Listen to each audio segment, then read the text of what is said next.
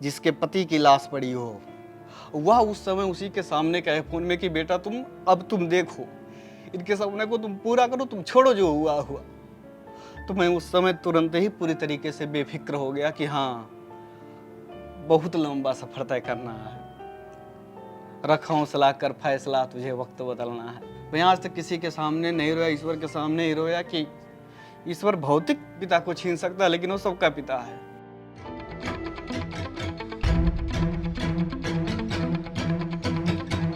भी बहुत बड़ी सर्विस लगती है IAS IPS। मैं किसी जिले का कप्तान बनूंगा, उनको लगता है कि कितना बड़ा इब्ने कितने लोगों की भलाई कर सकता है। कि छुप छुप अश्रु बहाने वालों, मोती व्यर्थ लुटाने वालों, कुछ सपनों के मर जाने से जीवन नहीं मरा करता है, चंद खिलौनों के खोने से बचपन नहीं मरा करता है, कुछ पत्तों के झड़ जाने से पतझड़ नहीं मरा करता है, कुछ पानी के बह जाने से सावन नहीं मरा करता है, और लाखों कोशिश करे पतझड़ पर उपवन नहीं मरा करता है, कुछ चेहरों की नाराजी से दर्पण नहीं मरा करता है, इसलिए कुछ सपनों के मर जाने से जीवन नहीं मरा करता है। तो जिंदगी बहुत बड़ी चीज है। 2019 में तैयारी की यूपीएससी जैसे बड़े एग्जाम की, 2020 में दुखद रहा कि पिताजी की हत्या हो गई। बात हम कर रहे हैं बजरंग प्रसाद की, जिन्होंने 454th रैंक जो है वो यूपीएससी में इस बार पाई है। लेकिन ये जो स्ट्रगल की जो कहानी है, ये सिर्फ 2019-20 तक की बात नहीं है। शुरुआत से जो है वो चुनौतियां बजरंग के लिए रही हैं। बजरंग, बहुत बहुत स्वागत है न्यूज तक पर आपका। पहले तो कॉन्ग्रेचुलेशंस। Thank you. अब आईपीएस बनते दिखेंगे बजरंग प्रसाद। तो बजरंग, पहले तो ये बताइए कैसा लग रहा है? मस्त एकदम? यस मैम, बढ़िया लग रहा है। और ये लग रहा है कि काफ़ी संघर्षों के बाद में, ये विराम तो नहीं कह सकते, लेकिन ये सुखद पड़ाव है जहाँ हमें महसूस कर पा रहे हैं कि अब हमारी यात्रा आगे और ही ज़्यादा जनसेवा के लिए समर्पित होगी। अच्छा, ठीक है। अब जन सेवा तो होने वाली है, लेकिन उसके अलावा अगर शुरू से शुरू करते हैं जी। हर जगह हमने देखा कि पिताजी की हत्या हो गई, उसके बाद आपने सोचा, लेकिन देखिए कहानी ये नहीं है, पूरी कहानी बजरंग आज बताएंगे। कहानी क्योंकि ये है कि 2019 से ही आपने तैयारी शुरू कर ली थी। वास्तव में 2019 नहीं, तैयारी तो तैयारी तो एक बाद का हिस्सा है, और शायद यह सबसे बड़ी चीज़ है कि हम यह सोचे कब थे इस क्षेत्र में आना, और उसके लिए क्या प्रमुख परिस्थितियां थी जिसने हमें उस क्षेत्र से, उस दौर से, इस सर्विस के या इस हम कहें कि सर्विस में आने के लिए प्रेरित किया, वो ज़्यादा महत्वपूर्ण है। तैयारी तो बाद में हम शुरू किए ही। तो खास करके हम संबंध रखते हैं उत्तर प्रदेश के बस्ती जिले के एक धोबाहट गांव में, जो सरयू नदी के तट पर स्थित है। और हम लोग एक ग्रामीण किसान परिवार से संबंध रखते हैं।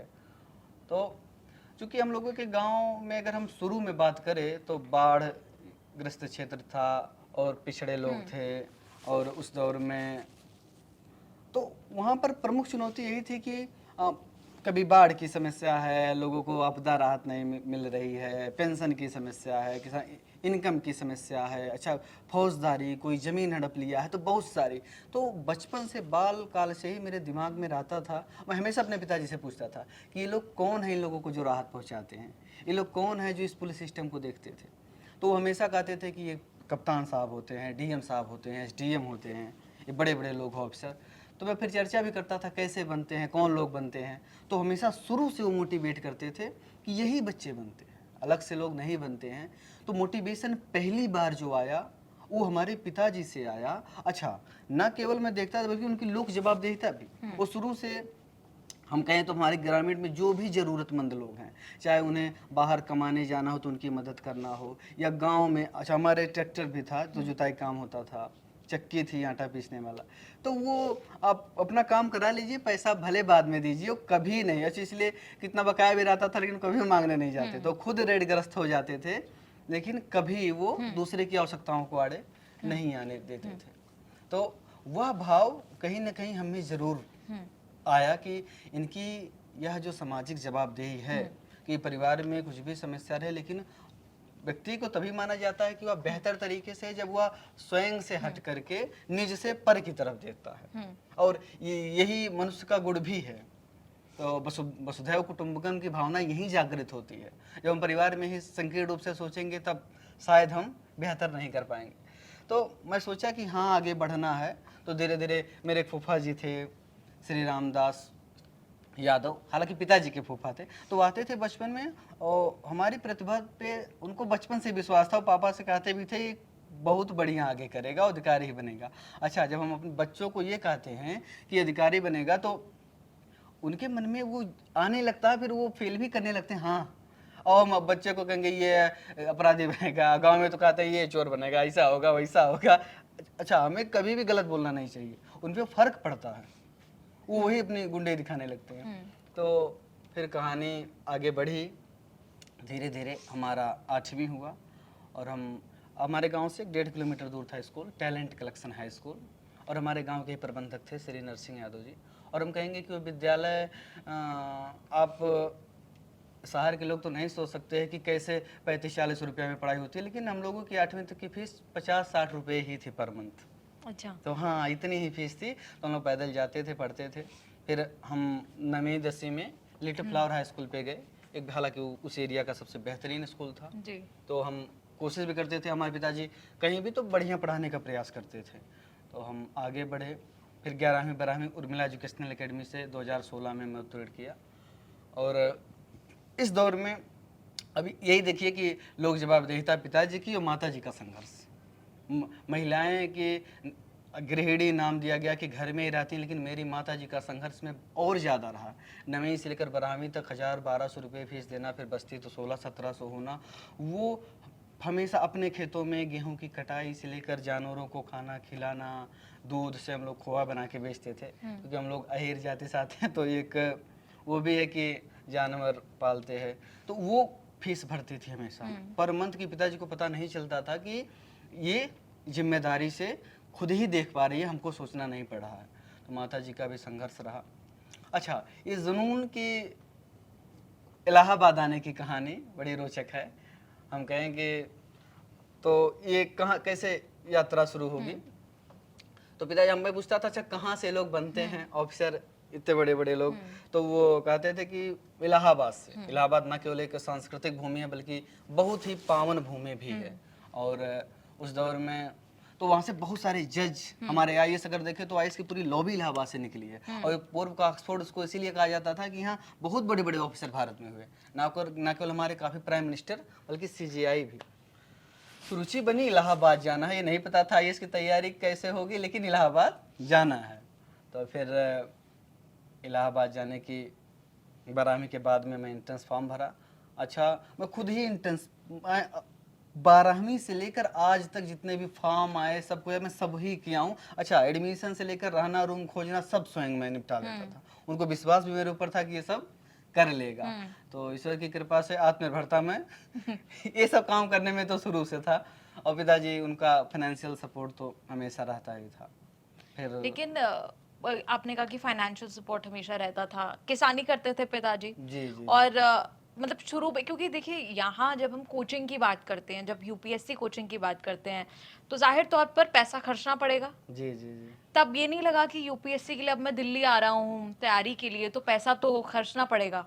जी जी हाँ, ये तो महसूस हुआ कि खास बात चुनौती ये थी कि हम सोच तो लिए थे, अगर हमारे परिवार में या जानने पहचाने वाले में कोई ऑफिसर होते तो गाइड करते तो राह आसान होती। लेकिन अब कोचिंग की ज़रूरत इसलिए थी कि कैसे पता चलेगा कि हथियार चलाना कैसे है। मार्केट में तो बहुत अवेलेबल है हथियार, एक से एक रखे हैं, तो ज़रूरत थी। हालांकि मैं बताया भी था कि कोचिंग को लगेगा, तो मैं उनको 6 महीने पहले बता दिया था कि दिल्ली निकलना है। अच्छा, पहले से सब कुछ जैसे प्री शेड्यूल्ड प्री डिफाइंड था। तो मैं कहा कि अब दिल्ली निकलना होगा। कहा ठीक है कोई बात नहीं, कितना लगेगा? तो बताया कि एक कोचिंग में 1,20,000 लगेगा। तो फिर मैं 2 मई 2019 संगम में स्नान करने गया। गंगा यमुना सरस्वती की पावन त्रिवेणी। श्री हनुमान जी महाराज वहाँ एक अद्वितीय स्थिति में है कि वहाँ लेटे हुए अवस्था में है। और मैं गया, पूजा पाठ किया गंगा जी में, और मैं उनसे प्रेयर भी किया कि इतना कृपा बनाए रखना कि अब मैं जब लौटूंगा तो मैं घर नहीं जाऊंगा, मैं आपके पास लौटूंगा, कुछ भी लेकर के अगर लौटूंगा। और यह यात्रा हमारे लिए बहुत बड़ी यात्रा है, क्योंकि मैं अपने निजी स्वार्थ के लिए नहीं जाना चाह रहा हूँ। मैं जानना चाह रहा हूँ कि मैं जिस क्षेत्र से बिलोंग करता हूँ, जिस स्थिति से रहता हूँ, अगर मैं कुछ ही परिवारों को न्याय पहुंचा सका तो इससे बेहतर हमारे लिए कोई सामाजिक उत्तरदायित्व तो नहीं होगा। शायद ईश्वर ने प्रार्थना तो सुनी, लेकिन मैं ये या तो कहना भूल गया या तो उन्होंने हमें संघर्ष में डाला कि बाद की स्थिति बड़ी ही त्रासदपूर्ण रही जी। वहाँ से निकलने के बाद कि वो पहुँचाए तो आज मैं जो खुश हूँ, लेकिन बीच में स्थितियाँ ऐसी आई। तो 2 मई 2019, 3 मई को घर गया, 8-9 को मैहर देवी गया माता शारदा का दर्शन करने, सब जगह। चूंकि आप जब बड़े लक्ष्य की तरफ निकल रहे हैं तो या तो आपका परिवार आपके साथ में है, तो भगवान आपके साथ में है, दूसरा कोई नहीं। क्योंकि अभी परिवार कभी कमजोर होने लगेगा तो वो परिवार है कि जो हमेशा आपके साथ में है, वो लोग तो नहीं सहारा पाएंगे। तो अब कोचिंग के पैसे की बात करें तो उस साल मेरे गेहूं की जितनी भी उपज हुई थी उस दौर में, तो हमारे पिताजी ने उस उपज को घर पे आया था, सब बेच दिया था, तो शायद 40-50 हज़ार का बिका था, सब फीस पे हमको दे दी। मुझे पहली बार शुरू से लगता था, लेकिन लगा कि क्या समर्पण इनका है, यानी कि वो वास्तव में कुछ भी करने को तैयार है। अगर मैं सोच लिया हूँ और वो तो जरूर पहुँचाने को ये किसी भी हद तक जाएंगे। और फिर हमारे पिताजी चूँकि मदद करते हैं लोगों की, तो एक हमारे धर्मेंद्र चाचा जी हैं, बगल के लगते हैं, तो वो दुबई गए थे, तो पिताजी सहायता उनकी की, तो वहाँ से वो 40,000 भेजे। तो यानी कि उनकी सामाजिक पूंजी इतनी बड़ी थी कि अगर कहते तो वो ठीक ठाक, उनकी हमेशा मदद के लिए लोग खड़े रहते थे। तो लेकिन वो भी मदद करते थे लोगों की, हाँ, तभी हाँ, ये तभी पूंजी जो है वो कमाई उन्होंने अपनी। तभी वो पूंजी, वो बहुत बड़ी पूंजी कमाए थे। लगभग लोग उनको उनके नैतिक चरित्र से जानते थे और सामाजिक उत्तरदायित्व से जानते थे। तो फिर 1,20,000 विजन IAS दिल्ली में कोचिंग थी, मैं उसमें एडमिशन लिया। हालांकि वो इंग्लिश की कोचिंग थी, लेकिन मैं करंट अफेयर्स उस पढ़ता था, तो मैं कहा नहीं मैं इसी में लूँगा, चाहे भले हिंदी में भी ये लोग पढ़ाते थे। तो वहाँ मैं आया और फिर ये सफ़र की शुरुआत 10 मई 2019 से शुरू हुई। और उसके बाद का सफ़र न केवल खूबसूरत रहा, बल्कि काफ़ी सारे बच्चों के लिए प्रेरणा स्रोत भी रहेगा। मैं समझता हूँ कि अगर उनके मोटिवेशन में मैं कुछ भी योगदान दे पाऊँ तो मेरे लिए काफ़ी सार्थक रहेगा। लेकिन तैयारी कर रहे थे आप 2020 में, फिर क्या हुआ मैं चाहती हूँ कि आप बताएं, क्योंकि कभी कभी अलग अलग उसके वर्जन जो है पहुंच जाते हैं लोगों के पास। क्या हुआ 2020 में पिताजी के साथ? हाँ, अच्छा, हाँ, खासकर कुछ न्यूज में ये भी निकला है कि वो पिता की हत्या का बदला लेने के लिए बन गया। बदला की जो बात होती है कि आपके साथ जो घटना हुई आप उसका तुरंत प्रत्युत्तर दें, एक टाइप का बदला ये हुआ। दूसरा यह हुआ कि जो भी एक्यूज्ड हैं उनको हमारी जुडिशरी पनिशमेंट दे, हमको जस्टिस मिला। ये बदला नहीं, हमको जस्टिस मिला। तो ये है, तो हम तैयारी पहले शुरू कर चुके थे, सपना उनका था, सोच उनकी थी, हमारी भी सोच बचपन से जुड़ी थी, यात्रा बड़ी लंबी होनी थी। तो यह केवल मेरे उस लक्ष्य तक पहुंचने में संघर्ष का एक भगवान के द्वारा बहुत कठिन परीक्षा थी कि जो सोचा था, जो सपोर्टर था, जो तुम्हारे घर में सबसे बड़ा मुखिया था, वही नहीं रहा। इसलिए नहीं रहा क्योंकि वो न्याय का पक्ष लेता था, इसलिए वह नहीं रहा क्योंकि वह लोगों की भलाई करता था। तो पिताजी फिर तो हमारी मई 19 में बातचीत होती थी हमेशा, भाई समस्याओं के लिए हमारे पब्लिक सर्वेंट से मिलना, तो वो चुनौती रहता था। मैं बात भी करता था, वो चर्चा भी करते थे कि हाँ ये रहा, वहाँ नहीं सुन रहे हैं ये उनके। और फिर उनको विश्वास था कि हाँ सुनेंगे। जब आप खुद से हट करके ज़्यादा आप काम करवाना चाहते हो तो लोगों की तो थोड़ी अथॉरिटी चाहिए। तो कहते हैं कि कर्तव्य दायित्व की भावना सब में होती है, होती भी है, लेकिन हमारे जो ड्यूटीज हैं, अगर हम पब्लिक हित के लिए, इंटरेस्ट के लिए करना चाहते हैं तो कुछ अथॉरिटी होनी चाहिए, और अथॉरिटी मिलेगी बड़ी सर्विसेज से। तो मैं तो 19 से 20 का सफ़र आया। 19 से 20 दिल्ली में मैं रह रहा था, कोचिंग चल रही थी, मैं उनको भेज भी रहा था जो हमारा प्रोग्रेस रहता था कोचिंग का। फिर हमारे जो सर थे, मैं अच्छा टीचर्स की बात करें तो 2-3 टीचर हमारे बहुत बेहतरीन थे विजन IAS में। वो जुल्फिकार मोहम्मद एक सर थे, इकोनॉमिक्स पढ़ाते थे, और उन्हीं के हम कहें कि वह स्टाइल था पढ़ाने का। अच्छा, इंग्लिश में पढ़ाते थे, सौभाग्य से उस साल हिंदी में भी पढ़ाते थे। बड़ी खुशी की बात थी कि मैं 20 में 18-17 क्वेश्चन कॉन्सेप्ट के यूपीएससी में सही कर देता है, कोई गलती नहीं। ऐसे सुजीत सर थे जो हिस्ट्री पढ़ाते थे, सुनील कुमार सिंह सर थे जो वो सामाजिक मुद्दे पढ़ाते थे। तो मैं टीचर्स की केवल उनको मैं देखता केवल नहीं था अच्छा। कि वो क्या पढ़ा रहे हैं, बल्कि मैं हमेशा ये देख रहा था कि वो कैसे पढ़ा रहे हैं, ये कैसे इतनी सारी चीज़ों को याद करके हमको बता देते हैं। तो हमेशा उनकी स्किल सीखने के प्रयास में रहता था। अगर मैं बात करूँ तो मैं शुरू से जो चीज़ देखता हूँ उसको तुरंत कर देता था कुछ देर बाद में। कुछ भी, कोई सिलाई मशीन चला रहा तो ध्यान से देख रहा हूँ, कोई गाड़ी चला रहा देख रहा हूँ, अच्छा ऐसे ऐसे। कोई प्लास्टर करा दीवार लगा तो मैं भी इतना दूर तो प्लास्टर कर ही देता था। तो मतलब ये वाली सीखने की क्षमता बड़ी अच्छी थी। तो सर की मैं स्किल्स, क्योंकि यूपीएससी में लड़ाई होती है स्किल की। आपके साथ में ऐसे कई सारे क्वेश्चन आएंगे कि जो आप जानते ही नहीं, रूबरू नहीं हुए, लेकिन आपको अटेम्प्ट करना है। तो फिर 2020 आया, इन अध्यापकों के आशीर्वाद से, इनकी भी मेहनत से हम उस ज्ञान को धारण कर सके और 2020 आया। उस समय शायद 30 या 31 मई को होने वाला था, लेकिन एक कोविड महामारी आई जो न केवल पूरी दुनिया बल्कि हर एक परिवार को प्रभावित की। हमारा पेपर पोस्टपोन्ड हो गया।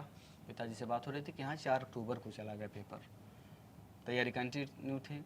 मैं रहता था 6th फ्लोर पे, अगर ग्राउंड से लेके बात करें। हमारे मकान मालिक रहते थे ग्राउंड फ्लोर पे, बीच में 5 फ्लोर में कोई नहीं रहता था, पूरे रूम खाली सन्नाटा। आप तो खुद ही जानते होंगे कि दिल्ली की गलियों में एकदम डरावना लगता था दिन में स्थिति। मैं लेकिन रहता था अकेले ही।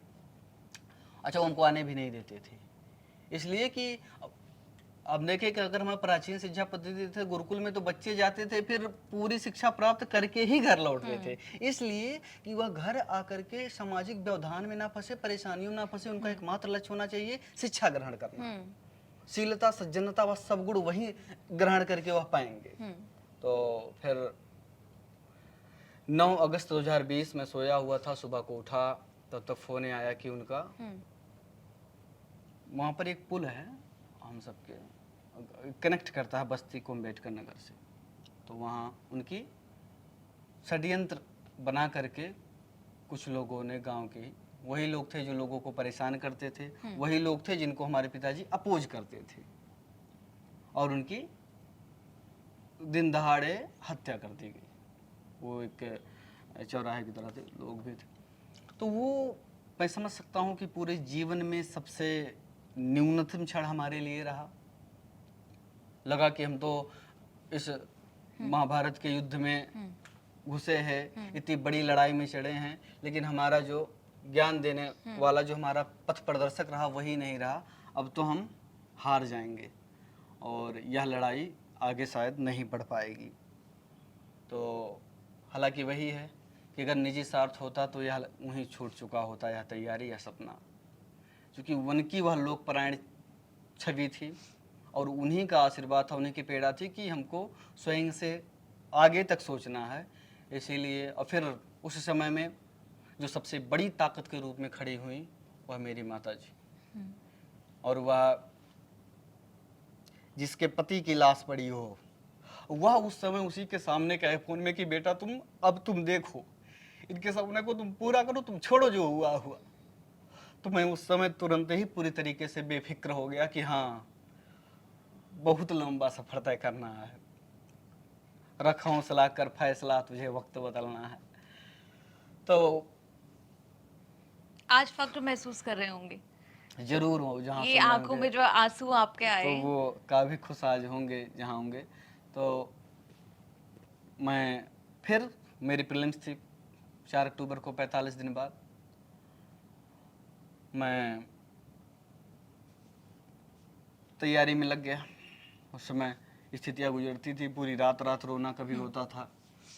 मैं आज तक किसी के सामने नहीं रोया, ईश्वर के सामने ही रोया कि ईश्वर भौतिक पिता को छीन सकता है, लेकिन वो सबका पिता है। एकमात्र आस्था और विश्वास उन्हीं पर रहा, क्योंकि वो सबके पिता है। कृपा की न होती जो आदत तुम्हारी, तो सुनी ही रहती अदालत तुम्हारी। गरीबों को दिल में जगह तुम न पाते, न घर घर में होती इबादत तुम्हारी। गरीबों की दुनिया है आबाद तुमसे, गरीबों से है बादशाहत तुम्हारी। और तुम्हारी ही उल्फत के दृग बिंदु यहाँ हैं, तुम्हें सौंपते हैं अमानत तुम्हारी। तो उस पर अब मुझे पूरा विश्वास रहा कि अगर हमारा नियत सही होगा, अगर हम अगर यह सोच रही होगी कि हम स्वयं तक नहीं, अगर हम लोक के लिए सोचते रहेंगे तो जरूर मैं सफल होऊंगा। कितनी हो बाधाएं, कितनी पथ पर चेहरों पर, कभी भी मुस्कान कम नहीं होनी चाहिए। रामधारी सिंह दिनकर की लाइनें हमें निरंतर हमें जगाती रहीं कि जब विघ्न सामने आते हैं सोते से हमें जगाते हैं, मन को झंझोड़ते हैं पल पल, तन को झकोड़ते हैं पल पल, तो उसकी सेज भी पत्थर हो जाते हैं, उसका ये जो हवा डुलाती है पौने हो जाती हैं। तो इस स्थिति में शुरू हुई लड़ाई। 4 अक्टूबर 2020 मेरा प्रीलिम्स में गया, उधर काम चल रहा था अपना, पुलिस काम कर रही थी। जानती हैं कि अगर ऐसा कोई षड्यंत्र रहता है तो ज़्यादा सकारात्मक तरीके से नहीं सहयोग हो पाता है उन कुछ ऑफिसर्स का भी। तो कही चलो थोड़ा न्याय नहीं मिलेगा तो हमारी न्यायपालिका से हमें न्याय जरूर मिल पाएगा।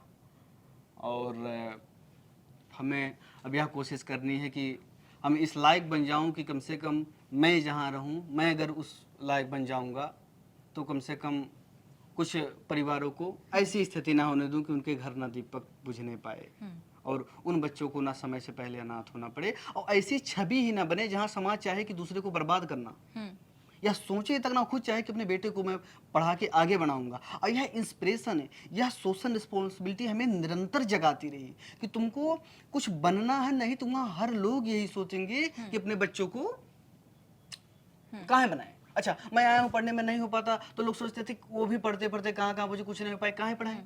तो उस पिछड़े समाज में सबसे बड़ी लोक जवाबदेही यही होती है कि वह तभी भेजेगा जब उसके सामने कोई मेंटर रहेगा, कोई इंस्पिरेशन रहेगा। अम्बेडकर साहब बहुत कष्ट झेले, बाहर रहे, उनके 4 बेटे मर गए, लेकिन क्यों वो नहीं वापस आए? इसलिए नहीं आए कि उनको सामाजिक न्याय के लिए लड़ना था, उनको सामाजिक न्याय का पुरोधा बनना था, क्योंकि उनके ऊपर बहुत बड़ी जिम्मेदारी थी। तो ऐसे उस पिछड़े गरीब वंचित समाज के बच्चों के जो कोई बच्चा पढ़ रहा है उसकी एक बड़ी जिम्मेदारी बनती है कि वो कितना भी संघर्ष पाए लेकिन बढ़ना है। तभी हमारे क्षेत्र के कितने लोग कहते हैं कि असंभव चीज बेटा संभव की हो। अब हर बच्चे सोच पा रहे हैं, कितना फोन आता है, कितना परिवार कहते हैं कि मेरा भी बेटा कह रहा आगे बढ़ने को। इतनी बड़ी, उनके लिए भी बहुत बड़ी सर्विस लगती है IAS IPS। मैं किसी जिले का कप्तान बनूंगा, उनको लगता है कि कितना बड़ा ये बने, कितने लोगों की भलाई कर सकता है। शायद मैं उस प्रशासन तंत्र का अंग बन करके लोगों तक पहुंच सकूं, एक तुच्छ योगदान भी करूंगा तो बहुत बेहतर रहेगा। तो 4 अक्टूबर को मेरा प्रीलिम्स हुआ, निकला, ईश्वर की कृपा से मुझे अनुभूति हुई कि ठीक ठाक हो जाएगा। एक चीज़ और कहूँ कि ईश्वर के बाद में अगर किसी संस्था पर मेरा विश्वास था तो वो UPSC ही थी। Coaching, notes, material, guidance, motivation, ये सब केवल सहायक चीज़ें हैं। आपकी मेन गुरु, आपको वहाँ तक पहुँचाने का रास्ता, सब कुछ UPSC स्वयं है। वो क्या है उसको देखना, उसका प्रीवियस ईयर पेपर देखो। वो क्या है उसको देखना हो तो आप उन जो मेंस के पेपर्स आते हैं, जो इंटरव्यू में टॉपर से पूछे गए हैं, रियल इंटरव्यू में, उस नजरिए को देखिए, उस प्रणाली को देखिए। आप उसके एक एक क्वेश्चन खुद बताते हैं कि उसके लिए कोई मैटर नहीं करता कि भारत के सबसे बड़े लोगों का बेटा है कि सबसे गरीब का बेटा है, सब बन सकते हैं। वो प्रतिभा चाहिए, और नहीं तो हम लोग कहाँ सोच सकते थे। दिया मेंस था उस समय हम, अच्छा हमारी कोचिंग बाधित भी हुई थी कोविड में, कुछ ऑनलाइन क्लासेस मिले थे, एथिक्स की क्लास तो हो ही नहीं पाई थी। मैं सोचता था कि मैं खुद ही एथिक्स हूँ ये गवर्नमेंट से नहीं कह रहा हूँ, लेकिन मैं एथिक्स में अपने आपको फुल मार्क्स दिए हैं बिल्कुल बजरंग ने। बढ़िया मिला है 121 मार्क्स, जो अच्छे नंबर माने जाते हैं 250 में, तो ठीक ठाक। मैं सोचता था कि जब जितने चीज़ों को देख रहा हूँ, समझ रहा हूँ, इससे बढ़िया बना के मैं क्या लिखूंगा। लोगों की बात आइज टू लिखने के अलावा कि खुद ही जो महसूस करो अपनी भाषा में लिखो। तो मैं फिर, हालांकि हिंदी साहित्य के लिए मैं कोचिंग नहीं लिया था, तो थोड़ी सी दिक्कत होने वाली थी, तो 2 महीने बचा था। रिजल्ट आया, उसके बाद लोगों में तो खुशी, थोड़ी सी आराम मिला कि हाँ आशा है। तो 2 महीने जो दृष्टि का, अब वही अगर कहें हिंदी साहित्य में तो वही एक मटेरियल भी है हिंदी साहित्य में, तो विकास सर ने खुद ही तैयार करवाया है, तो उस मटेरियल को मैं लिया, तैयारी किया, कंटिन्यू 2 महीना बहुत मेहनत से तैयारी किया, क्योंकि आपको ऑप्शनल तैयार करने में कम से कम 6-7 महीने चाहिए। लेकिन 2 महीने में मैं रात दिन में कंटिन्यू तैयारी करके मैं दिया। 8 जनवरी 2021 से था, मेंस दिया। मैं अपने भाई को, मेरा जो छोटा भाई है, अंबिका नाम है, तो उसको बताता था रोज कि ऐसे ऐसे पेपर हो रहा है। तो मैं कहता था कि अच्छा, इतना थोड़ा सा कॉन्फिडेंस था कि मैं अगर सही होऊंगा तो यूपीएससी लेगी और गलत होऊंगा तो बाहर करेगी। तो अगर मैं अभी तक सही समझाऊंगा तो सफल भी हो जाऊंगा, नहीं वो बताता भी था पेपर ऐसे ऐसे हुआ है और अगर बढ़िया रैंक नहीं मिलेगा लेकिन कुछ ना कुछ पा जाऊंगा। नहीं, बाद में आके ऑब्जर्व किया तो लगभग 200-250 नंबर के गलत क्वेश्चन हो गए थे। अच्छा। मतलब डायरेक्शन में समझ लिया था दूसरा कुछ, वो कह रहे हैं दूसरा कुछ, क्योंकि पहली बार था, ज़्यादा प्रैक्टिस नहीं थी टेस्ट की। तो वहाँ रिजल्ट आया 23 मार्च 2021 को, पता चला 27 नंबर से नहीं हुआ। तो दुख तो हुआ ही था, लेकिन मैं खुश भी हुआ कि मैं तो बड़ा करीब पहुँच चुका हूँ 1750 नंबर में 670, कि यानी कि मैं सही ट्रैक पे ज़रूर हूँ। उम्मीद जगी वहीं से। उम्मीद जगी कि जरूर इसी गलती को सुधारूंगा। वो हमारी बहुत बड़ी मिस्टेक थी वो की थी। हाँ, हमको अगर मैं पढ़ के लिखा होता तो सही हो गया होता, इनमें गलत कर दिया हूँ तो इसके लिए कोई जगह नहीं है। तो फिर मैं नेक्स्ट अटेम्प्ट था 31 मई को, पहला वाला, तो वो भी सेकंड वेव आई कोविड की, पोस्टपोन्ड हुआ। 21 वाला वो हो गया 10 दिसंबर 2021। अच्छा, तब ये था कि मेंस नहीं हुआ, आपकी सुधार दूंगा, मेंस पे सिलेक्शन हो जाएगा, भगवान कहे कि तुम शांत ज़्यादा रहो। प्री दिया, प्री नहीं हुआ दूसरे अटेम्प्ट में।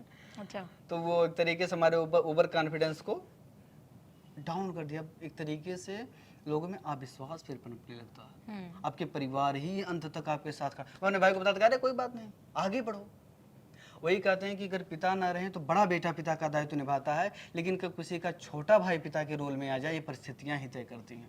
आपके छोटे भाई? छोटे भाई, हाँ, हमसे पिता के 1.5 साल छोटे हैं। वो रोल निभाने, पूरे घर को देखता, हमसे कहा कोई बात नहीं, ये तो होता जाता है, पास पा लेना। मुझे बहुत मजबूती मिली कि हाँ, अभी भी हमें ज़रूर लगना चाहिए। फिर मैं मेहनत से लगा, 2022 का अटेम्प्ट आया।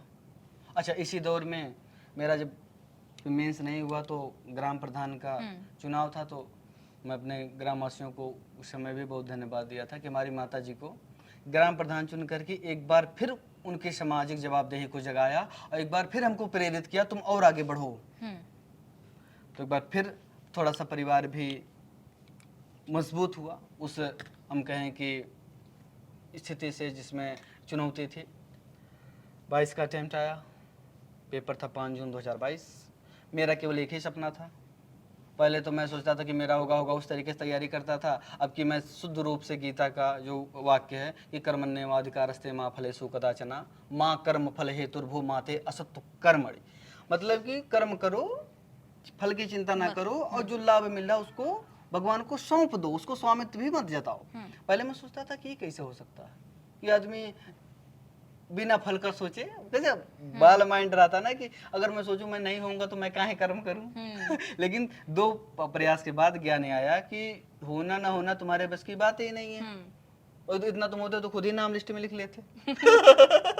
तो फिर यही हमारा बन गया ध्येय कि हमको खुद ही मेहनत, कि भगवान अब आप देखिएगा रिजल्ट, हमें केवल बस जिस प्रोसेस में अपीयर हो रहा हूँ वह मुझसे जानबूझ के गलती ना हो, बस। क्योंकि अगर जानबूझ के गलती होगी तो वो प्रायश्चित बहुत बड़ा होता है। कि अगर आप जान के गलती की तो कैसे किसी से कहेंगे, जान के गलती कहेगा कि अच्छा बनने चले हो फलाना ढिमका, और मामूली गलतियाँ। तो उसके बाद में यही था कि हर चरण में ईश्वर हमारे साथ रहे, तो ईश्वर रहे भी साथ। प्रीलिम्स दिया, फुल कॉन्फिडेंस से दिया, गलत नहीं होने दिया खुद से। 110 नंबर आए, हालांकि अभी मार्क्स रिलीज हुआ कि 103 आया, 87 कट-ऑफ था। मैं पूरा बेझिझक निकल गया। फिर बाद में मैं सोचा कि, तो हालांकि इस दौरान मैं लखनऊ शिफ्ट हो गया था, इधर पैसा ज़्यादा लग रहे थे दिल्ली में। तो फिर वहाँ लोगों का 16 सितंबर को 15 सितंबर से अब की बार मेंस था। तो मैं आया दिल्ली में दृष्टि आई, इसकी मेंटरशिप एक चलती है। इसमें यह है कि अगर आप प्रीलिम्स क्वालिफाई कर लेते हैं, किसी कोचिंग के हों और हिंदी मीडियम के हों, तो ये लोग पूरा सपोर्ट करते हैं। यानी कि आपको मतलब कि प्री के बाद में इंटरव्यू तक, मेंस के लिए आपको टेस्ट सीरीज चाहिए या गाइडेंस चाहिए या पढ़ने के लिए जगह चाहिए, फुल एसी लाइब्रेरी चाहिए।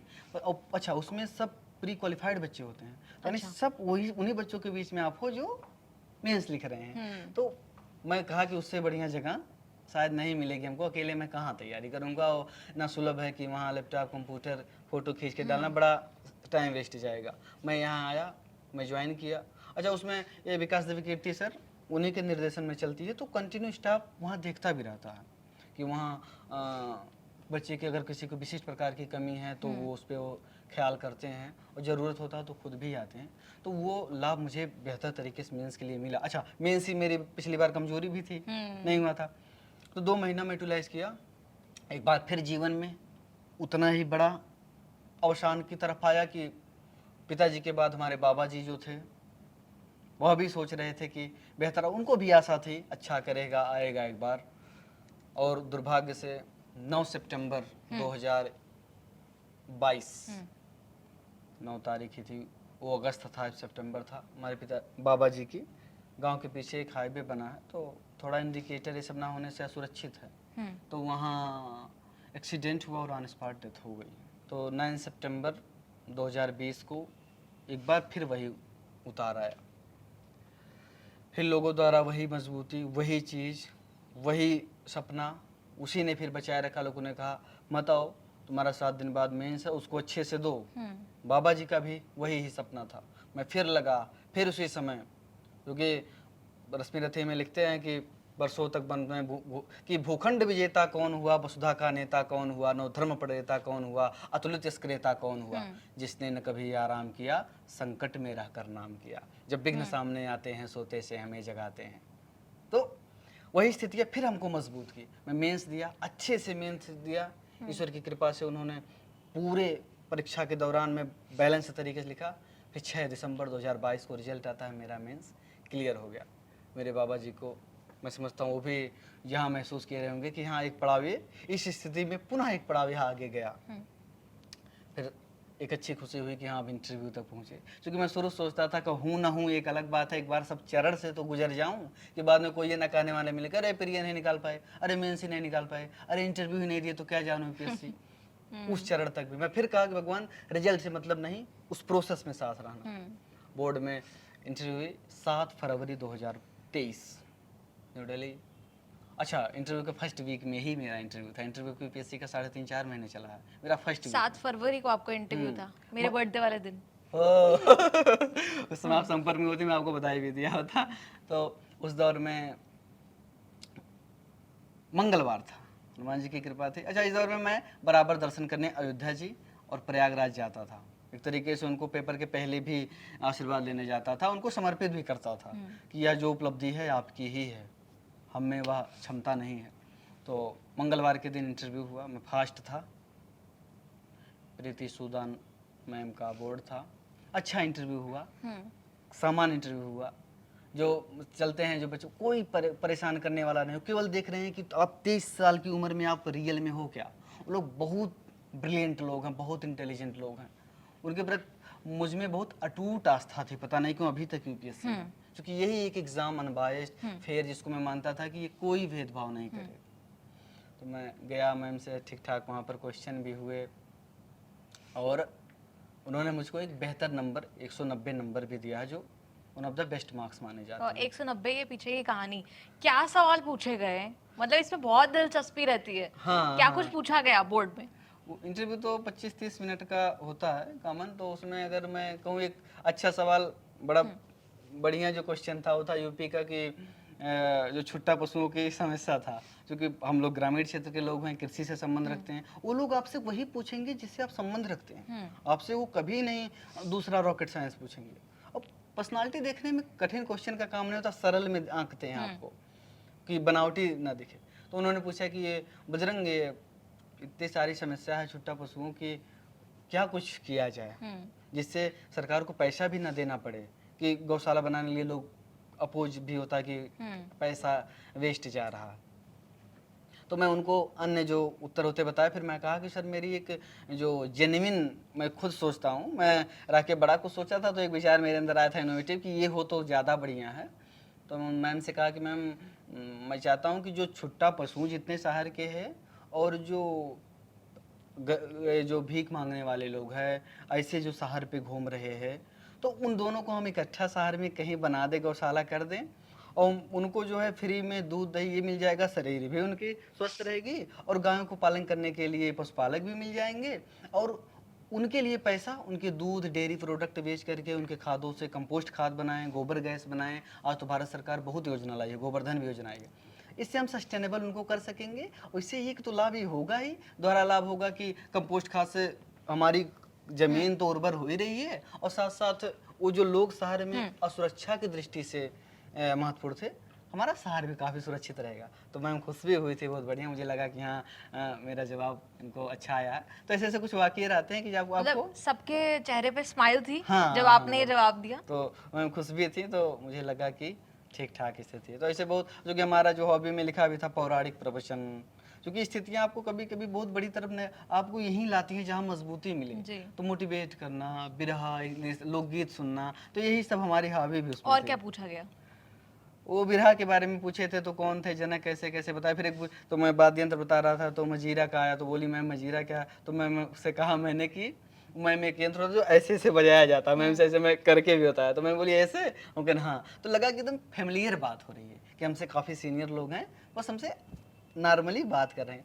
तो यूपीएससी खुद में बहुत खूबसूरत, ना केवल संस्था, उसका प्रोसेस बहुत अच्छा है। आपको खुद पे विश्वास हो, उस प्रणाली पे विश्वास हो, जरूर पहुंचेंगे। रामधारी सिंह दिनकर पुनः कहते हैं कि वर्षों तक वन में घूम घूम, बाधा विघ्नों को चूम चूम, सा धूप कब घाम पानी पत्थर, पांडव आए कुछ और निखर, सौभाग्य न सब दिन सोता है, जाने आगे क्या होता है।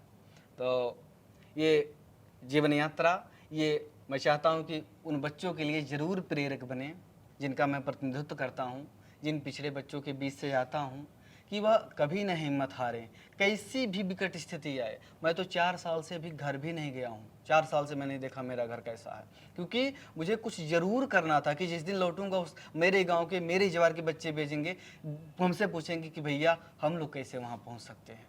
तो उनके लिए हम न केवल मार्गदर्शन बनेंगे, बल्कि यह संघर्षों की कहानी शायद उनको अगर कुछ भी प्रेरित कर सके, तो यह मेरे लिए सौभाग्य की बात होगी। जी। और बात करें कि विकास दिव्य कीर्ति सर की, जहां आपने जाने का सोचा, क्या इंस्पिरेशन थी वहीं जाने की?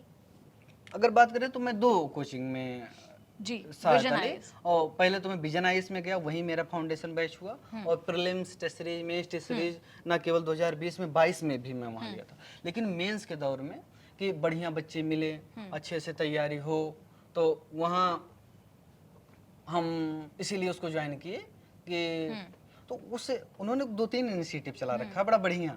हमें उनका वो चीज़ अच्छा लगा कि सब कोचिंग है भाई, प्राइवेट संस्था, पैसा कमाना है उत्तरदायित्व, उनका एक लाभ ही उद्देश्य है, लेकिन उनका एक सोशल रिस्पॉन्सिबिलिटी इस मायने में देखी कि उन्होंने 2-3 प्रोग्राम अपना चलाया है। एक से एक में तो मैं भागीदार रहा हूँ, तो मैं समझिए 1 भी रुपया उसमें नहीं दिया हूँ, जिसका मैं भागीदार हूँ। कि आप कहीं से प्रीलिम्स निकालिए, मेंटरशिप के तहत आपको वो पूरा प्रीलिम्स लेकर इंटरव्यू तक की सहायता देंगे, ना कि और गाइडेंस के रूप में कोई मटेरियल, कोई बुक, कुछ भी। ये वो दूसरा ही चलाएं कि अगर उनके बच्चे वहाँ कभी पढ़े हुए हैं, तो वो एक टेस्ट लेते हैं, अगर वो पास करते हैं तो 1000 बच्चे वहाँ लाइब्रेरी में फ्री में प्री की तैयारी करते हैं। तो 1000 बच्चे, तो वो उन बच्चों के लिए बढ़िया है। एक उनकी तीसरी है कि अगर बहुत गरीब बच्चा है और अगर आगे बढ़ना चाहता है, तो उन्होंने एक शायद अस्मिता स्कीम चला रखा है, और उसके तहत वो यूपीएससी की तरह परीक्षा कराते हैं, प्रीलिम्स, मेंस, इंटरव्यू, और वहाँ से वो 50-60 बच्चों को सिलेक्ट करते हैं। अच्छा, उसमें वो बैलेंस भी बराबर रखते हैं कि इतने जनरल हो, बीसी हो, मतलब वो सोशल जस्टिस बच्चों के साथ भी करते हैं। तो वो पूरा फ्री, आप अगले 1-2 साल तक रहना, खाना, पीना, पढ़ाई लिखाई पूरा समझिए गार्जियन की तरह खुद देख रहे हैं। एक भी रुपया किसी से लेने वो लेते नहीं ना। तो उनको वो सोशल, जो हम देखते हैं कि एक होता कॉर्पोरेट सोशल रिस्पॉन्सिबिलिटी, तो एक बड़ी बेहतरीन है। लेकिन विकास सर के बारे में खास क्या पसंद है? उनका व्यक्तित्व तो रोचक है ही, और हमारे जैसे न जाने कितने अभ्यर्थी उनसे प्रभावित होते भी हैं कि अच्छा, उनसे एक चीज़ जो सबसे बड़ी सीखने लायक है, जो मैं कहना भी चाहूँगा, कि यूपीएससी के बच्चों को, यूपीएससी को बच्चे चाहिए जनरल फिजिशियन की तरह, जो सब रोग की दवा दे दे, कॉमन, स्पेशलिस्ट नहीं। स्पेशलिस्ट की ओईएनटी का ही है, वो फ्रैक्चर देख रहा है वो। तो अगर जनरल फिजिशियन है, यूपीएससी को चाहिए कि जो कि मामले भी फील्ड में ऐसे ही हैं कि सब पे ध्यान देना। तो विकास सर की भी कुछ ऐसी ही उनका व्यक्तित्व है कि वो सब क्षेत्र में जानकारी रखते हैं। अगर आप उनसे कभी कोई पूछेंगे तुरंत, वो पता ही हिंदी साहित्य पढ़ाते थे, वो शायद फिलोसफी भी पढ़ाते हैं। वो अभी अपना खुद एक चैनल बनाए हैं, उसमें वो दर्श बहुत सारी चीज़ों का चर्चा भी करते हैं। तो अपने आप में भी वो बहुमुखी प्रतिभा के धनी है। तो उनसे व्यक्तित्व से प्रभावित होना शायद यूपीएससी की जर्नी में ज़्यादा हेल्पफुल होता है। तो उनकी पर्सनालिटी तो बेहतर है ही, और बच्चे उनकी पर्सनालिटी से, यूपीएससी से और अपने अगल बगल की संवेदनशीलता से अपने आप को बेहतर नागरिक बना ही सकते हैं। सफलता है किसी के व्यक्तित्व का पैमाना नहीं है कि हम सफल हो गए तभी। अब भारतवर्ष में एक चौकीदार से लेकर के, कांस्टेबल से लेकर के चीफ जस्टिस ऑफ इंडिया तक सब भारत को, राष्ट्र को मजबूत करने में योगदान दे रहे हैं। जब हमारे प्रधानमंत्री कहते हैं मैं भी चौकीदार, तो उसका सीधा सा मतलब होता है कि वो भी एक नौकर है। वो खुद ही कहते हैं कि रक्षक हैं। तो सभी का वही दायित्व है। हम यहाँ ना आ सके, हम दूसरी जगह मजबूत करेंगे। एक न्याय दिलाने में एक थाने के एसएचओ का सबसे महत्वपूर्ण योगदान होता है। तो भारत के लोग किसी भी क्षेत्र में, निजी, प्राइवेट, अच्छा मेरा तो पहले से सपना क्लियर था कि 3 ही अटेम्प्ट देना है। अच्छा, इसलिए क्लियर था कि मैं उतना मेरे उतना पैसा नहीं है, ना उतना दिन तक मैं रुक पाऊंगा, ना मेरा परिवार उतना दिन तक बियर कर पाएगा कि एक आम आदमी का बच्चा कैसे इतना इतना दिन तैयारी। और जहाँ आज बच्चे को 2-3 लाख जा रहा है, आप देखेंगे तो मैं तो सोच के परेशान भी होता हूँ कि क्यों इतना पढ़े हैं।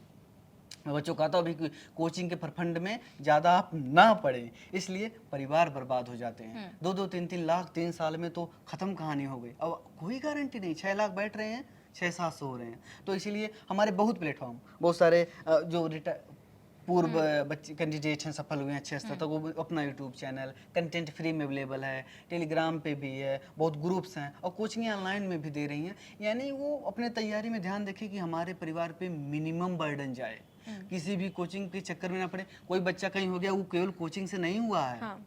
उसकी स्थितियाँ, उसकी मजबूती, उसका मेंटल कैलिबर वो वहाँ तक पहुँचाया है। कोई कोचिंग आपको केवल कोचिंग नहीं पहुँचा सकती है। तो आप अपनी आर्थिक स्थिति के आधार पर लें। अब बहुत सारे हैं, बरूर बर्नवाल सर महाराष्ट्र के थे, उनको मैं अपना प्रेरक मानता हूँ। इलाहाबाद विश्वविद्यालय से उनको देखता था कि उनके पिताजी भी साइकिल पंचर बनाते थे, एक्सपायर हो गए थे। बड़ी ही संघर्षपूर्ण जर्नी थी। वो भी हुए, आईएएस हुए, अंडर 50 रैंक आए थे। तो बहुत संघर्षशील नेतृत्व है। अक्षय जैन साहब हैं कि कितना बढ़िया व्यक्तित्व है। तो हम इनसे प्रभावित हों, अगर बनने की क्षमता होगी तो कितने भी संघर्ष आए, अगर वह हम ठान ही लेंगे तो जरूर हम निखर जाएंगे। और न केवल निखरेंगे बल्कि हम अपने ध्येय को प्राप्त करते ही समाज की उन्नति में सहयोग देंगे और राष्ट्र को मजबूत करेंगे। लेकिन अब आईपीएस बनने जा रहे हैं तो मतलब बहुत ही फख्र महसूस कर रहे होंगी माँ जो आपकी घर पर है, परिवार है, और आप कह रहे हैं आप 4 साल से गए नहीं हैं घर। हाँ। कब जाएंगे अब और कैसे स्वागत होने वाला आपका? केवल परिजन ही नहीं, सभी चाहने वाले बहुत खुश हैं। बहुत सभी तो हम एसपी साहब से बात भी किए थे एक दिन, तो वो भी बधाई दे रहे थे, तो खुशी भी हुई।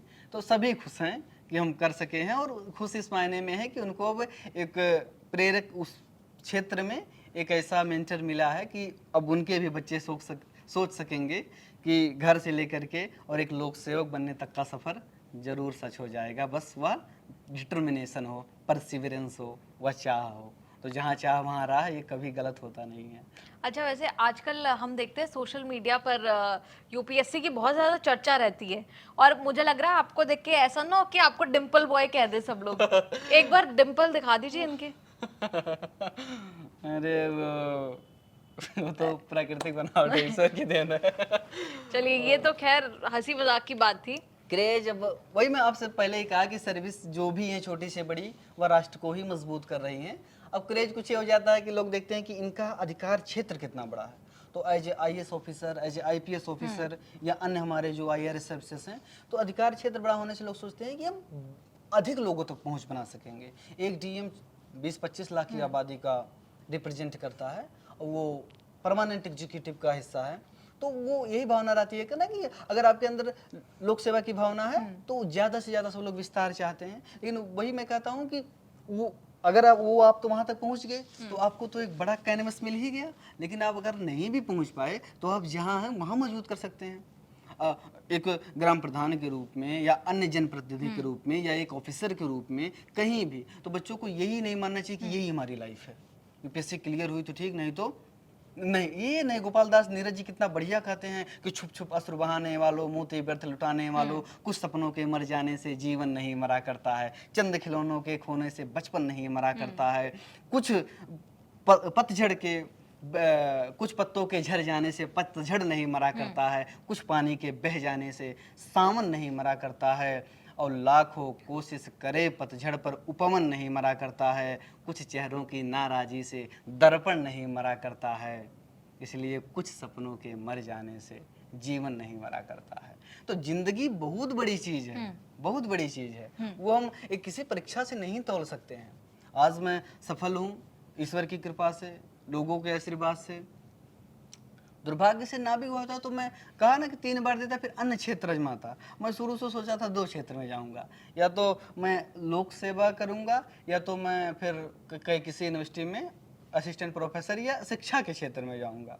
ये इरादा क्लियर था कि हम, क्योंकि शिक्षा सबसे बड़ा दान है, उसकी तो किसी सेवा से कंपैरिजन ही नहीं हो सकती है। तो आज हमारे जितना प्रतिभाशाली बच्चे हैं, जितने भी एस्पिरेंट हैं, वो जा करके विद्यालयों में पूरा भारत का भविष्य को मजबूत कर सकते हैं।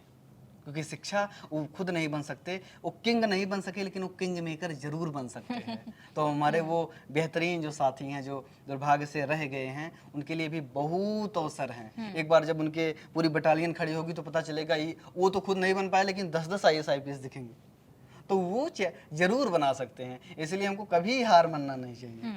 तो एक स्थिति से दूसरी तरफ जाना, हमें खुद निर्णय ले लेना चाहिए कि अब यहाँ बहुत हो चुका है, यहाँ से मैं हो सके इससे बेहतर मौका हो।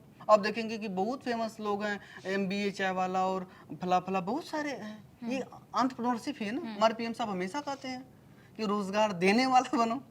भारत सरकार का मोटो यही है, क्योंकि हमारे पास सीमित सोर्सेस हैं।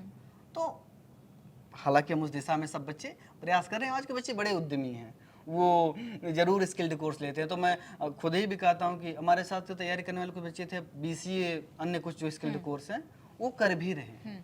तो बहुत मौका है। भारत जैसा विविधतापूर्ण क्षेत्र हमारे लिए कभी अवसरों से खाली नहीं रहेगा, कहीं भी जाना चाहें। और हमसे प्रेरित भी बच्चे होंगे, आगे बढ़े भी, कोई भी गाइडेंस की जरूरत हो मैं तो हमेशा अपने उपलब्ध भी रहता हूँ। कोई भी बात करते हैं बच्चे, मैं उनको मोटिवेट भी करता हूँ, हिम्मत ना हारो बस, और तो सब ईश्वर। बट मतलब मुझे ही थोड़ी ऊर्जा मिल गई है आज बजरंग के इस इंटरव्यू से, बातचीत से। बजरंग, बहुत बहुत शुक्रिया न्यूज़ तक पर जुड़ने के लिए।